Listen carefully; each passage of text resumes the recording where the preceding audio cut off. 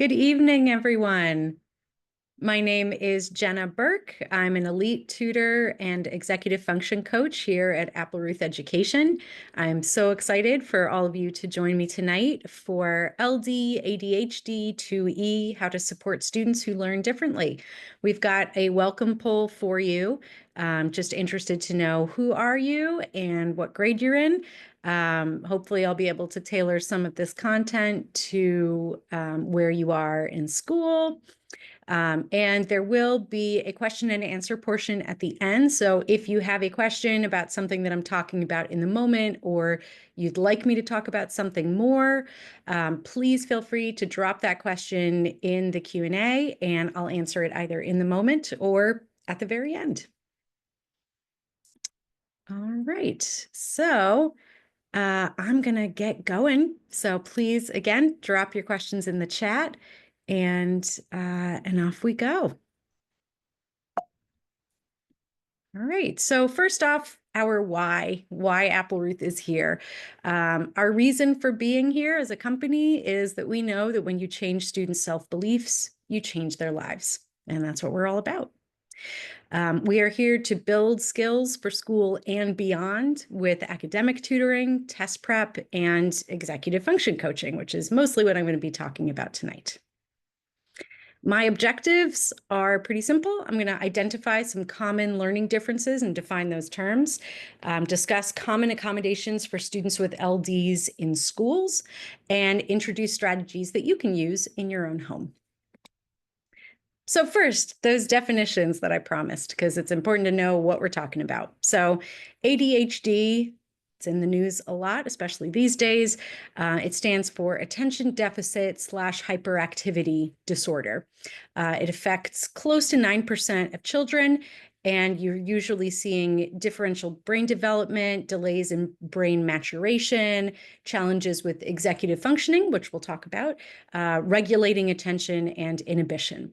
So the reason why it is now called ADHD as opposed to ADD is that there are a couple different types. So ADD, inattentive, means that it's difficult to hold your attention on tasks.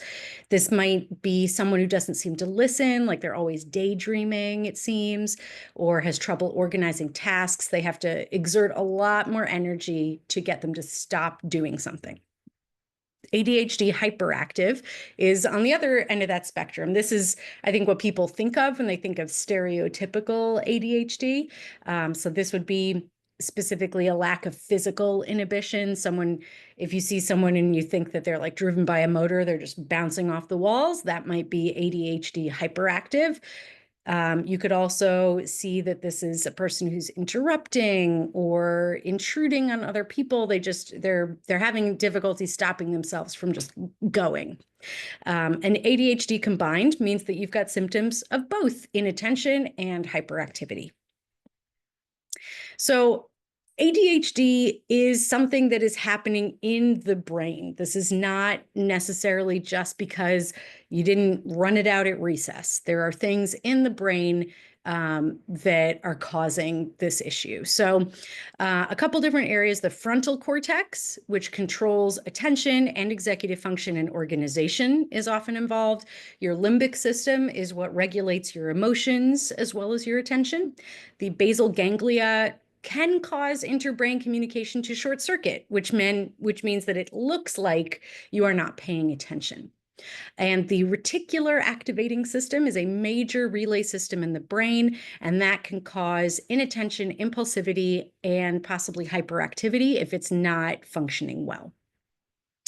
So the main culprits of ADHD is norepinephrine, which is made from dopamine.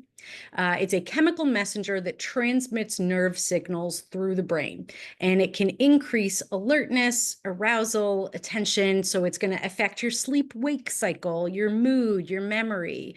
A lot of times people with ADHD will say that they have a really tough time going to sleep, that they can't turn the brain off when they're supposed to.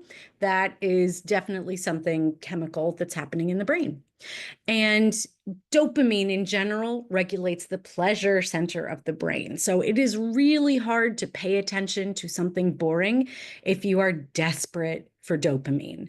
If your brain lacks dopamine and you are sitting in calculus class and you are not a math person, it is going to feel impossible to focus on what the teacher is saying. On the other hand, you sometimes have hyper focusing. So you're finally paying attention to something that brings you pleasure. Like you get home and now you finally get to play Zelda and you've been waiting to do that all day. You're hyper focusing. Now you're playing that game until 2 a.m. because you finally have that supply of dopamine that you wanted. So this is why I like to talk about ADHD, not as an attention deficit disorder, but as attention dysregulation. So it's not that you don't have attention, it's that it's not being regulated in the ways that are going to be most helpful for you. You certainly are able to pay attention to the things that your brain wants you to pay attention to, but you can't necessarily order yourself around the way that it feels like neurotypical people can. A lot of the diagnoses that I'm going to be talking about tonight frequently co-occur.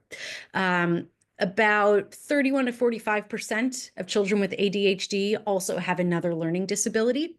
Up to 40% of children with dyslexia also have ADHD. Approximately a quarter of children with ADHD also have dyslexia.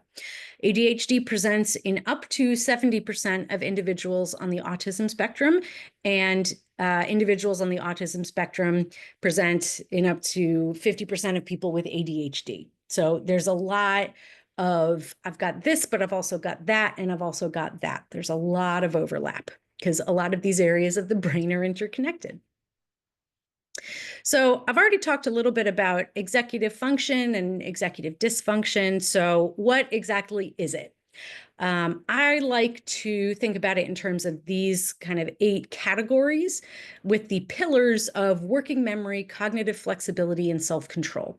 So those are the things that these skills are built upon. So your ability to remember things, your ability to be flexible about stopping and starting and transitioning, and having self-control. So deciding I'm going to turn the TV off and I'm going to get my schoolwork done would be an example of self-control. So executive function skills that I'm thinking about in an academic context are going to be planning. So, realizing, okay, I've got a paper due in 3 weeks. I need to plan out when I'm going to get that done. Prioritization. So looking at that and going, okay, I've got a paper due in 3 weeks, but I have a test to study for on Friday. Should I try to write the whole paper this week and get it over with, or should I write a little bit of it now and also study for the test? So figuring out what takes priority. Organization, knowing where your books are for the research paper that is due in 3 weeks. Oh no, I forgot them, or they're already late, so I have to return them to the library and then check them out again. Goal setting and follow through. So being able to say, my goal is I want to get this paper in on time, and then being able to follow through with that. Also very important. Time management is a hugely important skill that a lot of times, if you have executive dysfunction, you might have time blindness, or what I call chrono-optimism, where you think, surely writing an outline for this paper isn't going to take more than, 15 minutes, right? It's just an outline. I'm not actually writing it. When actually, if you're writing a very detailed outline that is listing out, here are the pieces of evidence that I'm going to use, this is my thesis statement, this is how I'm going to match it up and make sure that I'm outlining everything. That could take 30 minutes, that could take an hour, depending on how you process information. Self-regulation, huge one, being able to say, all right, I know I have this thing, I'm going to turn off the TV. I'm going to stop scrolling on TikTok and I'm just going to do it. Self-monitoring, the ability to know if you're doing a good job, or, like being able to say like, ooh, I really should have gotten off TikTok earlier and now it's like 10 p.m. and I really ought to go to bed, or going, no, I I really didn't spend that much time. I was fine. Being able to realize whether you're in trouble is, ironically, an executive function skill. And lastly, inhibition, being able to stop yourself from doing something that you know isn't going to be helpful. And a lot of times with ADHD, especially, inhibition is missing. That's why people with ADHD are more likely to take part in risky activities because they don't have something telling them, ooh, maybe that's not a great idea. So now let's talk a little bit about dyslexia. So I love this image. This was created by an artist who wanted to give people the sensation of looking at the alphabet the way that it appears to someone with dyslexia. So the idea that, oh, surely, E and F look so different. How could you possibly mix them up? Well, if you're looking at these and realizing, ooh, actually the difference between E and F is just one small little line. And then if I look at H and I, they both have one line. It's just the second one's like a little bit taller and the L looks like this. Like if you're seeing all of these strung together, it's going to be a lot harder for you to actually decode what the words are. So this is not literally what a dyslexic person sees when they're trying to read. It's more to kind of give you a sense of empathy for what that can look like for them. So what is dyslexia? It is a specific learning disability. It is neurobiological. And so again, it is in the brain. It has nothing to do with intelligence. It is characterized by difficulties with accurate or fluent word recognition and by poor spelling and decoding abilities. So when I say decoding, that refers to knowing what a word is. You might think of it as reading, whereas encoding refers to what we think of as spelling. So these difficulties result from a deficit in the phonological component of language that is sometimes unexpected in relation to other cognitive abilities and the provision of effective classroom instruction. So this doesn't have anything to do with somebody's academic abilities or how good the teacher is in class. This is something that is going on in the brain. This may lead to problems in reading comprehension and reduced reading experience, because if it's hard for you to decode words, you're not going to want to read as much, which then impedes the growth of your vocabulary and background knowledge. So I have 2E in the title of my talk this evening, and that stands for twice exceptional. And what that means is students who are exceptional in two ways. They are gifted, they've got the potential for high achievement, and they also have a learning disability. So this could be a specific learning disability, a speech and language disorder, an emotional or behavioral disorder, physical disability, autism spectrum, ADHD. It runs the gamut. If this feels like something that might describe you or your child, I would definitely recommend checking out the National Association for Gifted Children's resources on twice exceptional students. I've got a very good link in the slide right here.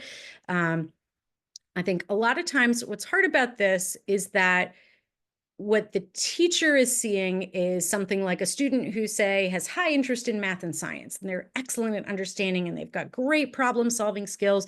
But as soon as you give them anything with reading and writing, it is just a completely different student. And they never do their homework and their notes are really insufficient, and the assigned reading is something that they're just never going to do. So the teacher might be looking at the student and putting them into one bucket of saying, like, well, this is a gifted student, or this is a student with a learning disability, but not necessarily connecting the dots that a person can contain multitudes and can have two things going on at once. What a parent might see is that homework is a struggle every single night. It is just like, sapping everyone's will to live. Assignments that their students' friends complete really quickly takes their student hours and hours. They're disorganized. Her backpack is a mess. But on the other hand, she's got deep interest in subjects outside of school.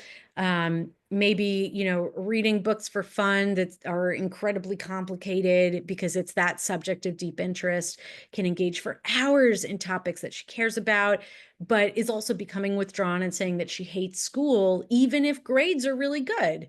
because she's kind of like a duck who is paddling furiously under the water trying to keep up. Because if you're, if the school labels you as gifted, they may not see you as somebody who also needs accommodations. So there are so many different learning differences. I do want to highlight a couple that do pop up because everything isn't just ADD. So there can be memory or retrieval issues where I swear I learned that, I just can't think of it right now. Auditory processing issues where if somebody's trying to give you information just by talking at you, you just cannot hold on to that information. Or someone with a visual processing issue where a picture in front of them is just not going to work. Dyscalculia, which I've got this little picture up here just to sort of give you an idea of what it means. It's not just dyslexia for numbers, which I think is a popular way of talking about it. If you look at these dots here and sort of give yourself just a second to count them, and then think about how you counted them. So children with dyscalculia take longer than other children to count this pattern. A lot of people will instantly recognize patterns of up to 4 dots and go, okay, I've got 4 there, and then 1 on the side. So that's 9. But if you have dyscalculia, you might be counting the dots one by one because it is hard to see that visual pattern. And then you've got dysgraphia, where it's difficult for you to write by hand, and dyspraxia, which has to do, again, with more physical limitations. So now let's talk about accommodations for students with learning differences, specifically looking at school. So getting the right accommodations in school can solve so many issues for students with LDs. Extra time can be essential for many students because they can show what they know, but only when they have enough time. And I would like to point out that this is not just for school. This is not a situation where, I've definitely heard parents say that they're worried that if their student has these accommodations in school, then when they get out into the real world, that they're not going to be able to cope, or they're going to struggle in their job because, the real world doesn't have extended time. Well, that may be true in some jobs, but the ADA includes learning disabilities as conditions where an employee may be entitled to reasonable accommodation or modification in order to ensure their ability to effectively do their job. So accommodations are really important. They are your right. And it's something that I feel pretty strongly about because it's important to get support. So let's talk about evaluations, because most of the time, if you are qualifying for a formal accommodation plan, you need to be evaluated. So I think there's a lot of different types that get thrown around. So here are the top 3. So a psychological evaluation is typically intended to guide diagnosis and treatment from a medical perspective, not necessarily engaging in education. Psychoeducational evaluation. Okay, now we're getting into education. So it identifies the student's difficulties in the classroom, their learning style generally, thinking about sort of what is happening for this student. Might not provide enough data to diagnose and recommend treatment for disabilities, but it's definitely a step in the right direction. Then you've got the neuropsychological evaluation. So this is a formal assessment of cognitive functioning controlled by different regions of the brain. So this is focused not on what is happening for the student, but why the difficulties are happening. And this can be used to diagnose a disability. They're incredibly, incredibly helpful. There's no downside to knowing how your brain works. And you'll want to check in with your school to see which evaluation style is going to be required in order for them to be able to give you an accommodation plan. So here's a couple different kinds of plans. I'd say the most popular are IEP and 504, an individualized education plan, or a 504. School-based official accommodation plans are more for private school students because they don't necessarily have to comply with things like a 504 like a public school would.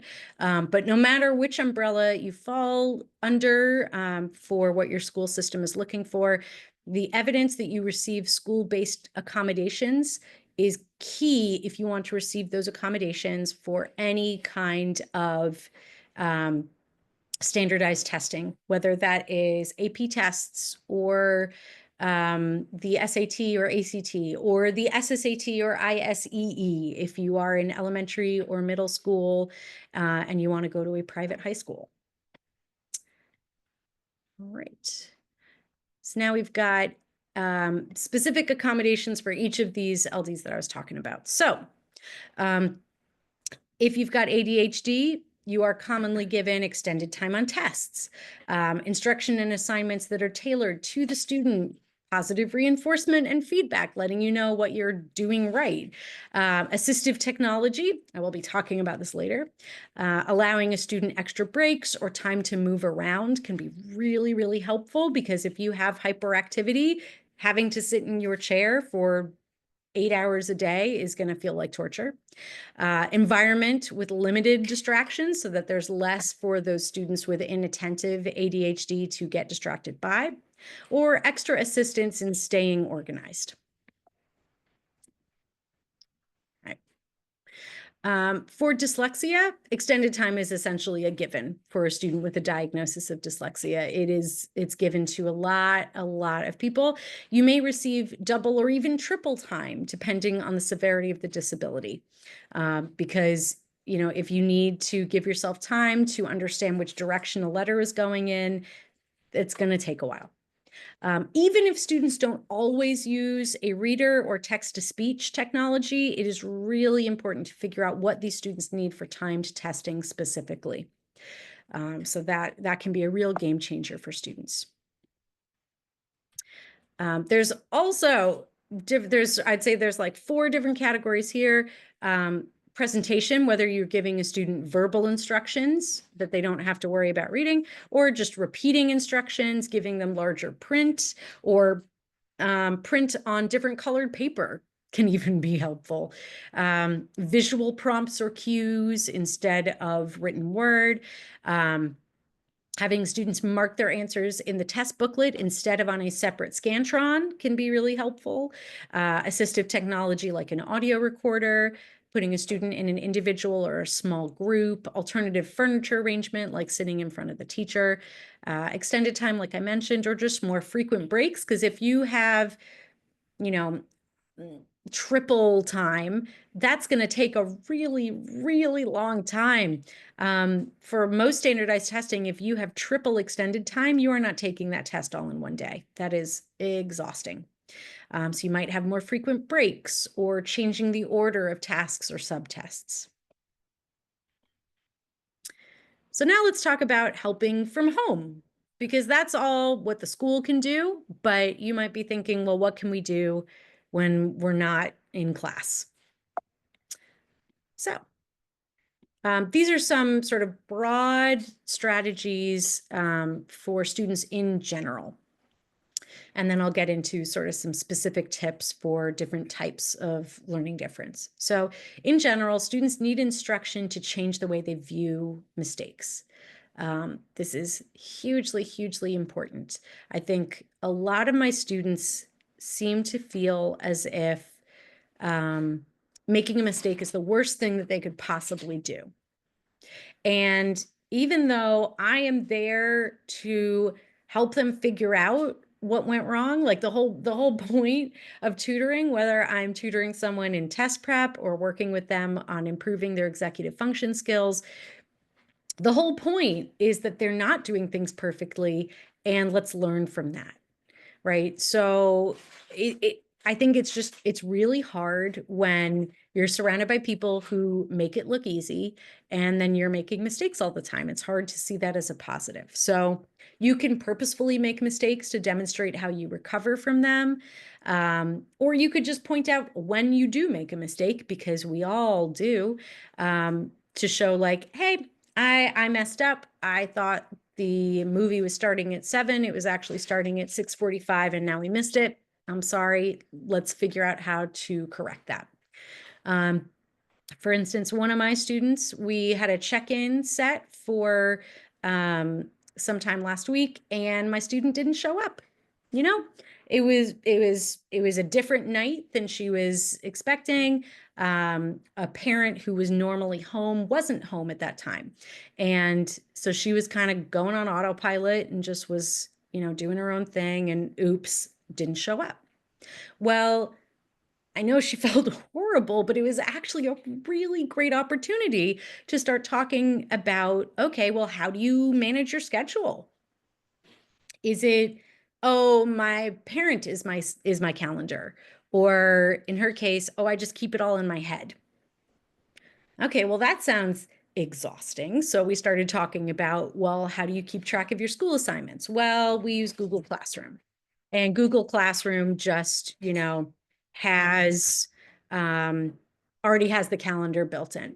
Oh, okay. So there's already a calendar that already has all of your school commitments on it, and it links to a regular Google Calendar. So now we are starting to work on having her put all of her um, outside commitments from school onto her Google Calendar so she can look at that while she's looking at all of her school assignments and sort of plan out for herself, like, oh, if I've got this big thing this weekend, maybe I need to start working on my history paper a little earlier because I'm going to be gone all weekend. And she can actually see that and visualize that instead of keeping it all in her head.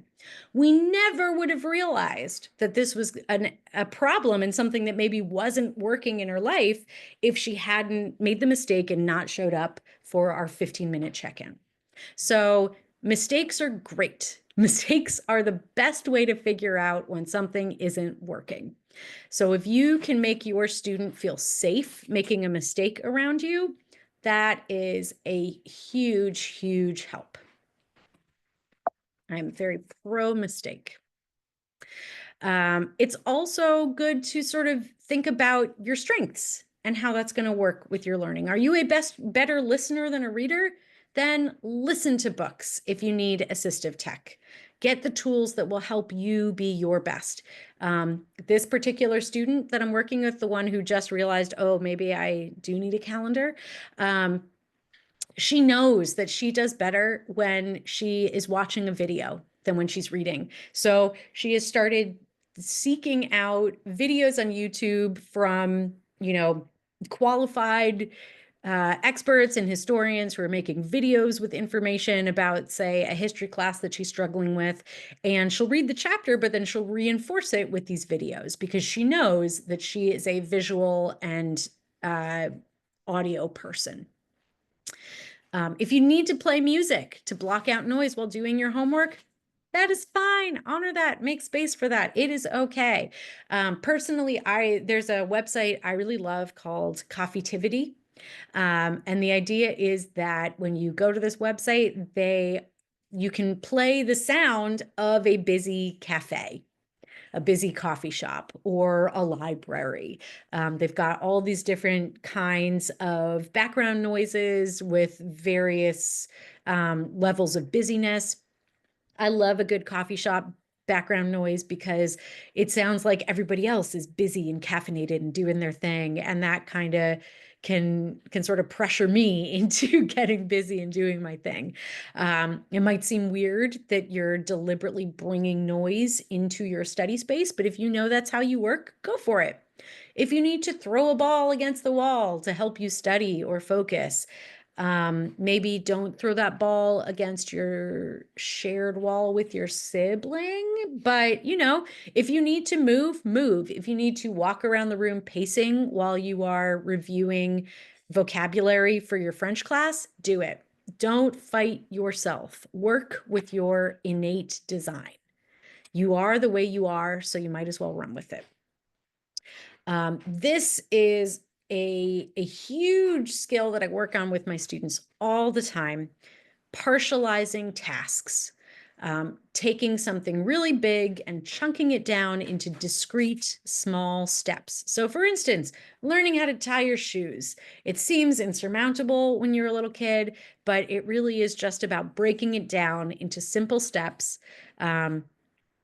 And just going piece by piece. So if something seems really overwhelming for your student, just have them break everything down into those smaller steps, review the steps. If something is If it still feels overwhelming, that means it's too big. Break it down even further. And if your student is getting stuck, if they're getting frustrated, use dialogue and inquiry when that student gets stuck. I often say that executive function coaching is just the art of asking a really good question at the right time. So in this case, good questions include, like, can you describe what it feels like? Have you ever felt this same feeling on other tests or in other situations? What has worked in the past to get you unstuck, right? Like, we want to draw upon what has worked and how can we apply that lesson to the future, or what hasn't worked and why didn't that work? What about this particular passage or question gave you trouble? And a really good one, how do you think you can move past this if and when it happens on test day? So what do you think, if last time you came upon a question, you didn't remember it, and you just full on panicked and sat there for 10 minutes staring at that question? Okay, that's fine. How do you think you can move past that if that happens again? If there's another term that, you swear you studied every single one, but you turn the page and there's something that you missed, let's come up with a plan. Is it, oh, I don't know, I'm going to flag it and come back? Or is it, I'm going to give myself 1 minute to think about it and write down as many notes as I can about, what this could potentially be about, and then I'm going to move on? Having a strategy, being able to think strategically, so important. And you want to get your student to approach problem solving strategically, right? Get that prefrontal cortex moving. You want to move from frustration to analysis to action. So, for instance, one of my students really wanted to do well on a history test and then didn't. So that stinks, but it's also a chance for us to learn. So let's talk about, how did you approach the test? What did you do to study? I looked at my notes. Okay, let's look at your notes. Are they overwhelming? Is there too much information? Were you using flashcards to test yourself? Recall is a really important way to study for tests.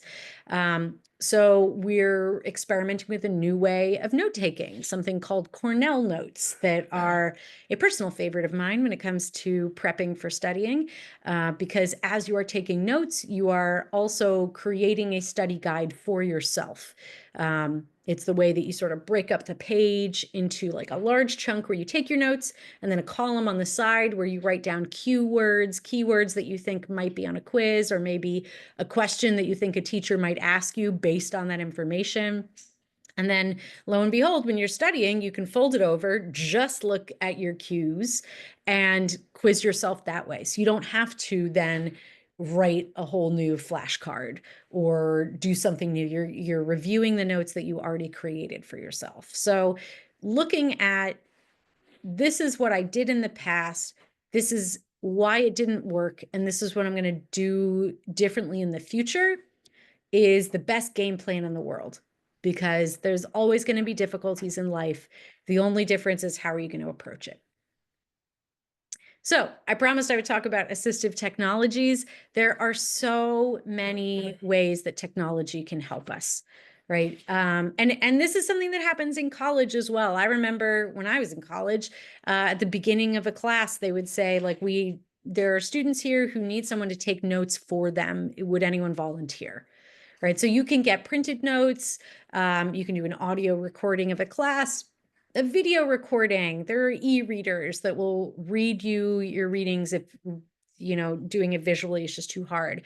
There are so many productivity apps, and I'll talk about a couple of those today as well. There's no need to make life harder for yourself. I am currently using assistive technology right now. I've got contact lenses in my eyes. We don't really think of that as assistive technology, but I can guarantee you that I would not be able to do this presentation without it. So, you don't get extra points for making things harder for yourself. So just go ahead and try some things and see what works. So here, many thanks to the Curry College for their wonderful app wheel. They have organized different types of assistive devices depending on whether it's to do with studying or writing or organization or reading.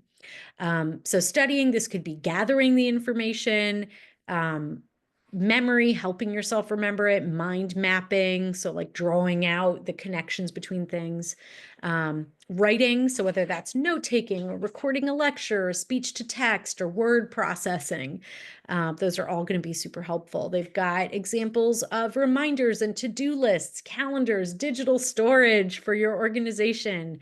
A well-organized Google Drive is the key to many a success and many a not panicking at 1 a.m. when you realize you can't find your notes.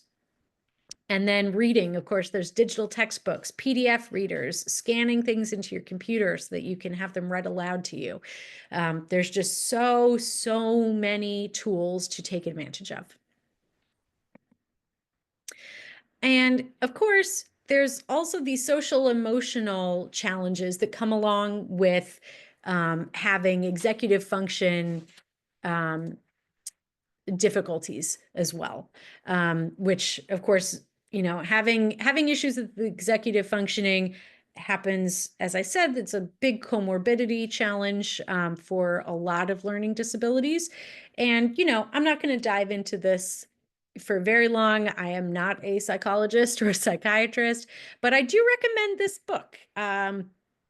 I happened upon it and I have found it to be an incredibly helpful resource for a lot of my students. It's called Brain Hacks, Work Smarter, Stay Focused, and Achieve Your Goals.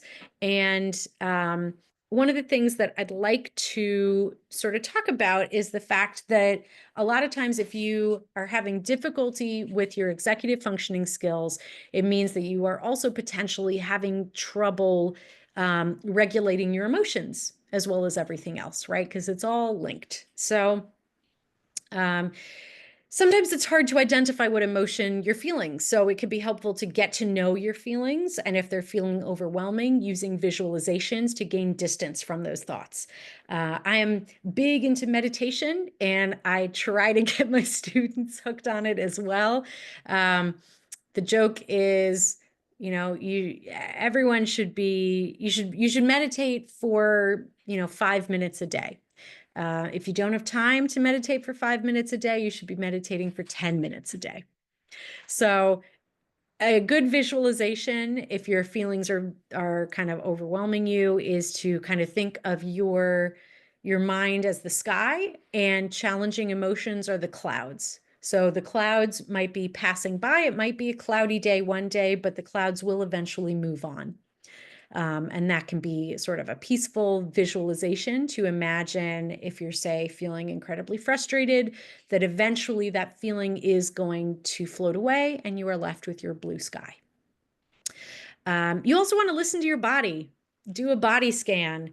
And anytime any of my students are feeling overwhelmed or just generally just feeling a lot of emotions they can't get a grip on, I'm always going to ask them, are you hungry? Are you thirsty? Have you been outside? And if the answers to that are yes, yes, no, I would say go fix each of those things and then come back. Go eat something, make sure you've got your glass of water, and go get the sun on your face.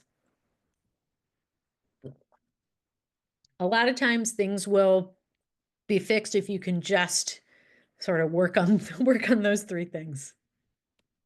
It's also really important to build emotional resilience. I think we've all seen the effects of the pandemic on everyone's social health, and I think a lot of students have really been suffering and are still going through it. So in order to build emotional resilience, especially when you've just gone through something difficult, is to recognize what you're feeling, identify the positives, not to be confused with toxic positivity, and then create an action plan. So let's say you audition for the school play and you don't get in. So first, you want to give yourself permission to grieve. It stinks. It feels so awful. So maybe you're feeling embarrassed that you went and auditioned and everyone knows you auditioned and then you didn't get in, and that's super embarrassing. Maybe you're feeling really left out because it feels like all your friends got into the show and now you didn't, and what are you going to do while they're all at rehearsal? So you are feeling those feelings. It is okay to feel bad. It is important to feel bad. Then identify the positives. So not saying like, well, actually, I didn't want to be in that silly play anyway. Just thinking like, okay, so the positives are I put myself out there. I was really scared. I auditioned anyway. And I'm really proud of myself for that. Another positive could be, you know, now that I'm not going to have rehearsals after school every day, maybe I can, spend more time working on some research for a cool project that I've wanted to do that I think would look really good on my resume for college, but now I'll actually have time to do it. Or this time I actually like prepared a monologue for the audition. Last time I just sort of made something up on the spot, and this time I actually like went out and memorized something. Well, these are all really great. So maybe the action plan is I'm going to go to the teacher and ask for feedback on my audition and what could I do better. I'm going to, next time I audition for something, I'm going to practice my monologue for a friend and get some feedback. Maybe I'll go to some community theater or some professional theater and watch other actors and, see what they're doing, and maybe chat with somebody at the stage door and ask, like, what did you do when you were a student and you wanted to be in plays and you weren't getting in? People love to be helpful to other people. So, creating that action plan helps you take those negative feelings, feel them, and let them be something productive. If there's something that I could gift to all of my students, it would be to have a higher uncertainty tolerance, to be okay with doing more things where you're not sure if it's going to work out in your favor. Because adulthood is filled with those things. So the more that you can be okay with that, the more likely you are to take chances and be okay no matter what happens. And I know that's what I want for my kid. And it's just a really healthy way of looking at life. So now I'm going to look at some specific ways of helping students with specific learning differences. So students with ADHD, look for strength in your diagnosis. Try framing it as something that can have benefits. When you are hyper-focusing, that can be really helpful when you need to get work done. Everything in life has pluses and minuses. This is not a disaster. There's this did not evolve out of thin air. There are advantages to having ADD, so find those advantages for you. If you are working with a student who has ADHD, just let them fidget. It doesn't mean they're not paying attention. It just means they need to move. Allow them to get up and move while answering questions or studying.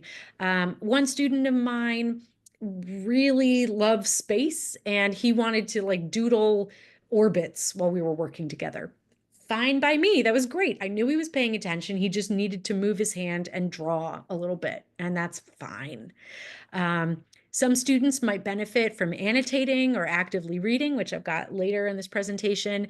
And that might be enough movement that they don't need to physically get up as long as they're using their pencil and their eyes and scanning around. Trying to inhibit the impulse to move takes up way too much of your cognitive capacity. Let your body move, free up your mental resources. I was an English major in college, among other things, and that meant that I was writing for long periods of time during my final exams. I would absolutely get up to go to the bathroom, and I would do some jumping jacks out in the hallway. Sometimes you need to move, and thinking about how you can't move is way too distracting. Just move, get it out of the way, and then keep going. Moving from topic to topic is also almost like a reboot, which is really helpful if you can't focus. So if you're getting bored with grammar, move on to math. If you're getting bored with math, move on to science.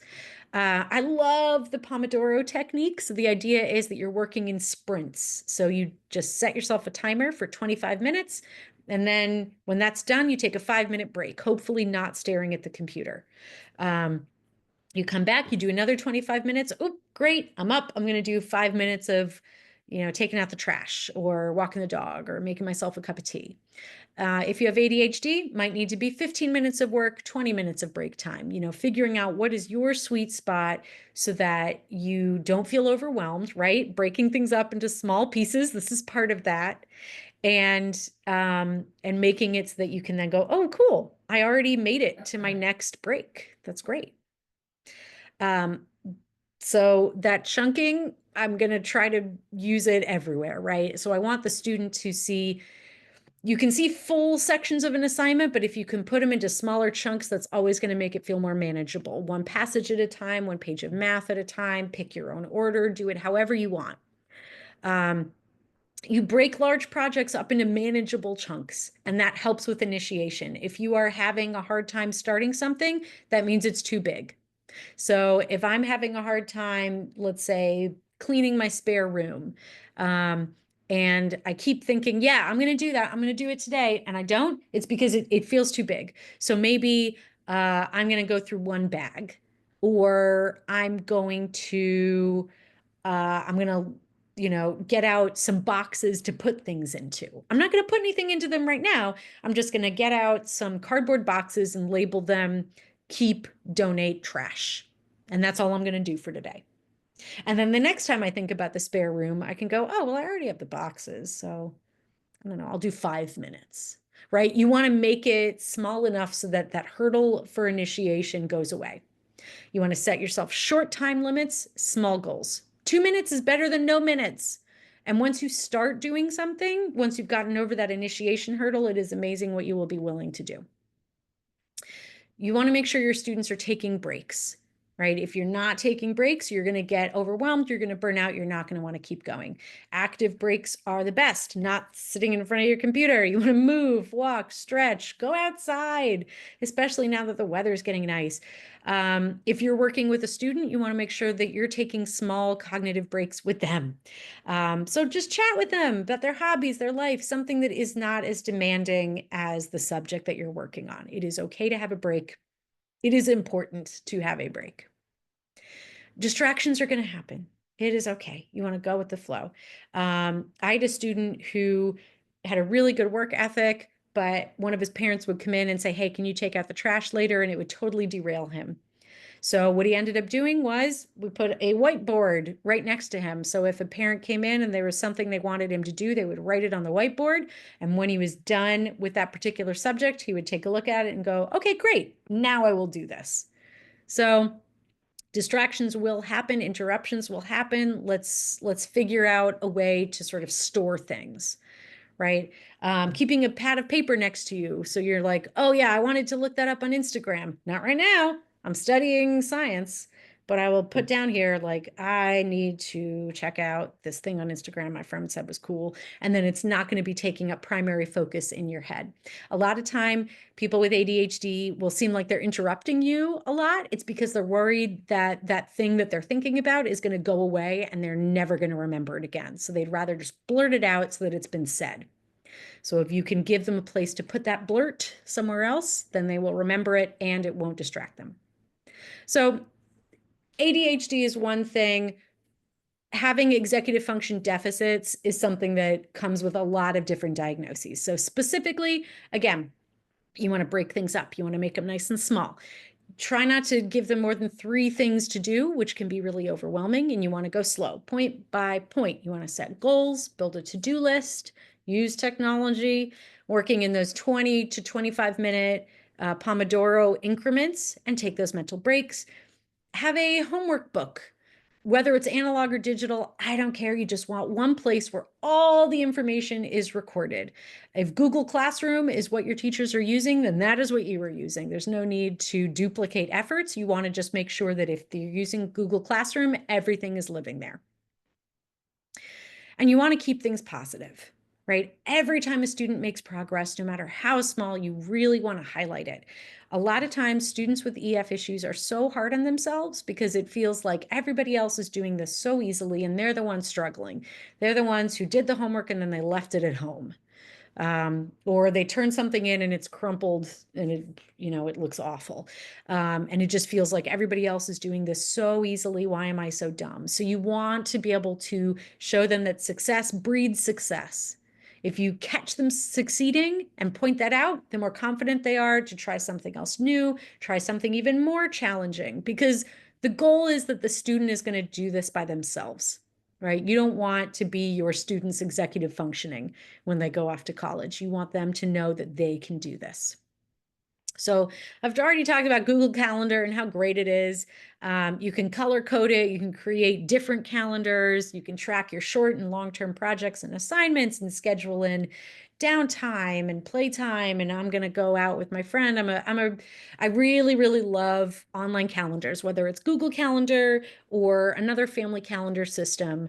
The less that's living in your head, the better. You want it all down somewhere. I also love a bullet journal for people who are more analog. If you're artistic, you can draw all over that thing, make it look beautiful. Pinterest is full of ideas about bullet journals. So, you find the system that works for you that makes you excited to use it.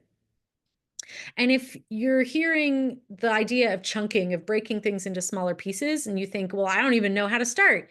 If you can't break down your own tasks, AI is fine. This particular AI tool, Goblin.tools, if you give it a large project, like say, write a research paper, this is what Goblin gave me for the different things that I would need to do in order to write that research paper. And every time you see that little magic wand, if you click on that, it will break that particular task into smaller tasks. So if you are really struggling with how to do something, this is a great way to sort of brainstorm those first steps. And of course, then you get to check them off, which is the best part. Apps. So there are more and more apps out there that are trying to help us reclaim our focus, reclaim our attention. I think that, everyone's talking about how social media is infiltrating our brains and we're just staring at our phones all the time. And I know that I definitely feel it. So these are just a couple possibilities to think about if you are concerned about your student, or your student is concerned about themselves and their relationship to their phone or social media or just any sort of distraction. So Forest and Flora are pretty similar. They're the plant-based apps. They help block distracting apps, and both of them will build a virtual forest as a reward for staying focused, and they both will plant real trees on Earth if you stay focused. So I'd say that Forest requires iOS. So if you are an Android user, that's not going to work for you right now. Flora requires a Facebook login. So again, if you're not down with Meta, that might make it a little harder for you. But the idea is that if you want to focus at work, you plant a virtual tree, and then as long as you are working, so it sort of works off of a Pomodoro timer, the tree grows as you work, and the tree will be killed if you go on one of the websites that you've already told it, I really would rather not go on Instagram right now. 1Sec, which I really like, requires you to complete a short activity before you open up an app. The free version, you pick one app, and then when you're trying to use it, it will ask you to take a deep breath and let it out. It'll let you know how many times you have tried to log on to this app today. And then it'll ask you, do you really want to go on that app? Now, if you are somebody who doesn't think that you have a problem with that particular app, or you really want to go on, you don't care, will this stop you? Not necessarily, but if you're somebody who in your stronger moments says, I really want to re-examine how much I go onto Instagram, this is a really great way to sort of make you aware of how often you are letting these things distract you. If, Forest, 1Sec, Flora, they all have paid versions that upgrade you in various ways, but there's at least some free options here. Night Shift, if you are an Apple user, I am, it can help darken or take the blue light off your screen to help wind down at night. So if you are on your phone at night, which, ideally you shouldn't be, that's still a way to make it slightly less harmful. Real quick, for dyslexia, technology is your friend. Digital books come with built-in accommodations like changing fonts so they're easier to read. Text-to-speech assistive tech can help students get through material faster. Checking out the recommendations section of your neuropsych report, always worth a refresher. They literally just say, this is what I would recommend that you do if you are working with a student with these kinds of disabilities. Dyslexia also impacts math, especially with those word problems. So don't forget that your student might need support there as well. Some students are going to slow down and carefully read each word and syllable. Some students are going to benefit from using mnemonics to remember different words.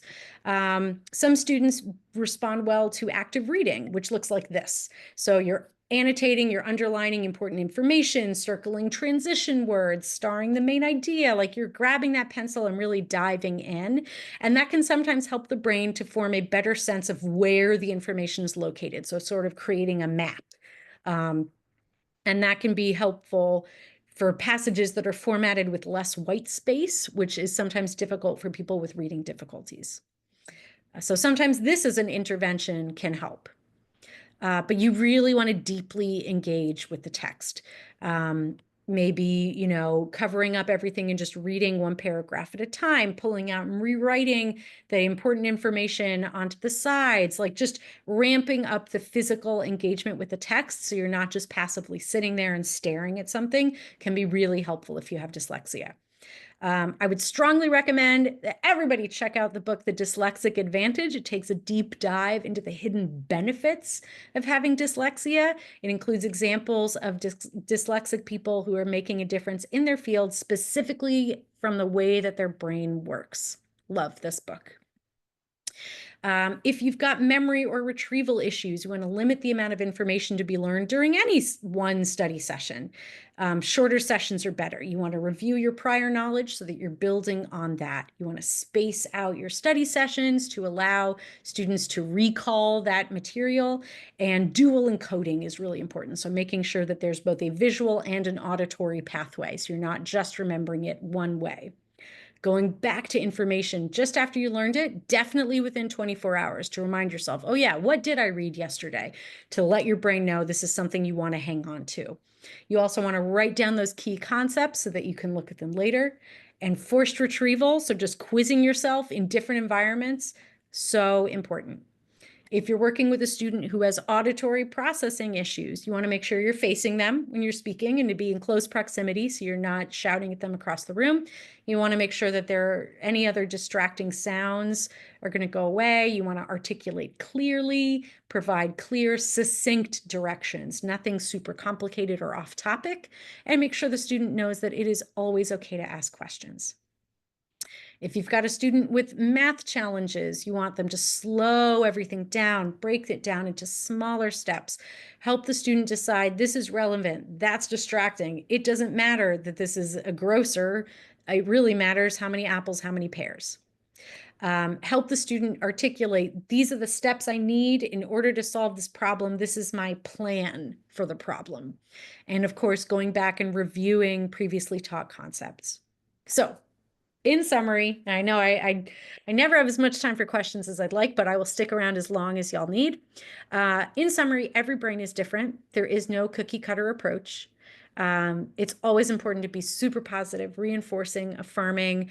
Our goal is self-efficacy. Any individual grade, not as important as the shift in self-concept and belief that we can get for our students. You want to be flexible, responsive, creative when working with students with LDs. That's what makes it so much fun. You want to emphasize strategy and strategic problem solving.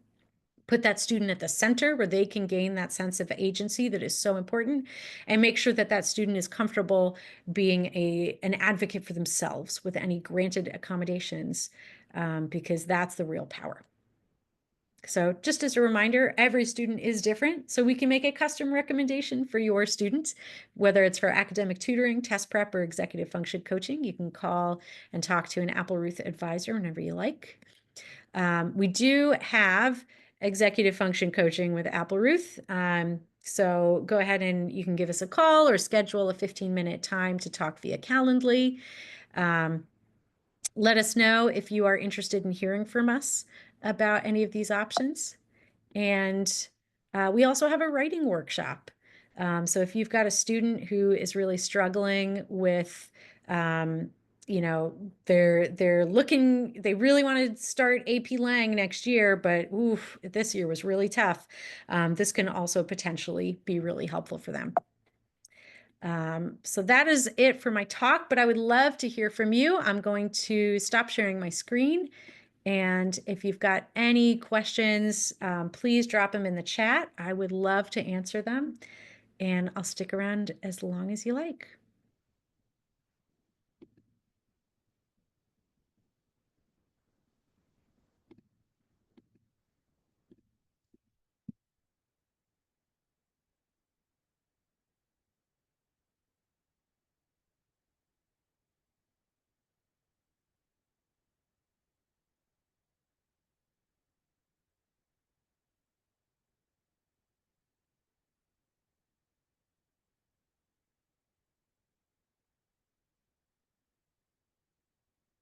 Well, thank you all so much for a wonderful evening. Please don't hesitate to reach out with any questions if you realize after the fact, oh, I wish I'd asked Jenna this. Please feel free to drop us an email. I am happy to answer any questions that you might have, or if you need a referral to an expert in your area, also happy to do that.